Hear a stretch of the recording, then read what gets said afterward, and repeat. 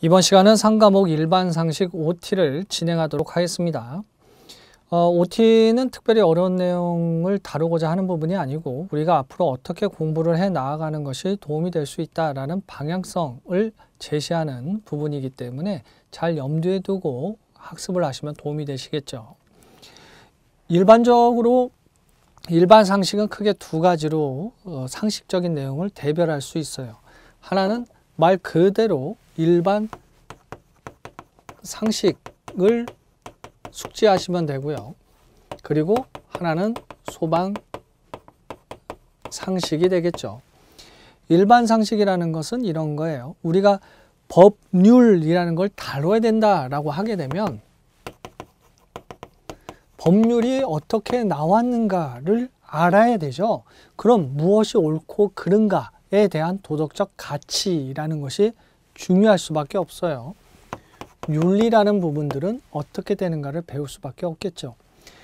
그리고 그 윤리를 바탕으로 해서 법률이라는 것이 점차 발전이 되어지고 관계라든지 사회 여러 분야에 영향을 미치게 되잖아요. 그러한 부분들이 경제, 경영, 문화로 다양하게 확장될 수 있을 거예요. 윤리에 의해서 이루어지는 부분도 있지만 그 이외의 다양한 분야들로서의 상식적 내용도 당연히 다룰 수밖에 없을 거예요. 그러면 학습은 어떻게 하겠어요?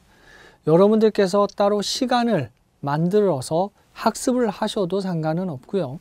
일반 상식 같은 경우에는 여러분들이 보고 계시는 교재 내의 상식적인 내용을 이동 중간에 보시거나 혹은 잠깐의 여유 시간을 가지시거나 할 때 조금씩 이렇게 읽으시면서 편하게 이해하시면 문제가 복잡하고 난이도 있게 나오는 부분은 아니기 때문에 충분히 푸실 수 있어요.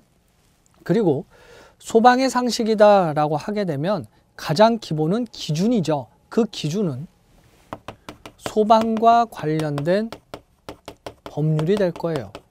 우리도 신호등이 있으면 기다렸다가 직진할지 좌회전할지 신호를 통해 알 수 있듯이 소방에 대한 기준적인 내용으로서 관련 법을 알고 있는 것이 중요하고요. 소방을 하는 이유는 뭐겠어요? 화재라는 것이 있고 연소의 작용이라는 것이 있게 되잖아요. 그럼 이러한 것들에 대해서 우리는 무엇을 바탕으로 할 수 있겠는가? 소화 활동을 할 수 있겠는가? 누구에게 무언가를 신고해야 되는가 등등을 기준 잡을 수 있게 되겠죠. 이에 따라서 화재 연소를 소화시킬 수 있는 부분들이 필요하게 될 거예요. 이것을 이론적으로 알고 있으면 보다 효율적인 대처를 할 수 있기 때문이죠. 그리고 이러한 것들이 이루어지기 위해서는 소방 시설이 있어야 되겠죠. 소방 관련 시설이 관련된 상식으로서 당연히 알고 계셔야지 의무 소방으로서의 업무를 수행할 수 있게 되는 거예요. 그러면 우리가 소방에 대한 관련법 자체가 이 소방이라는 것에도 중점을 두지만 인명을 구조시키는 것 또한 중요하게 다루고 있잖아요. 이에 따라서 인명 구조와 관련된 상식적인 내용도 여러분들께서 배우시게 되는 거예요.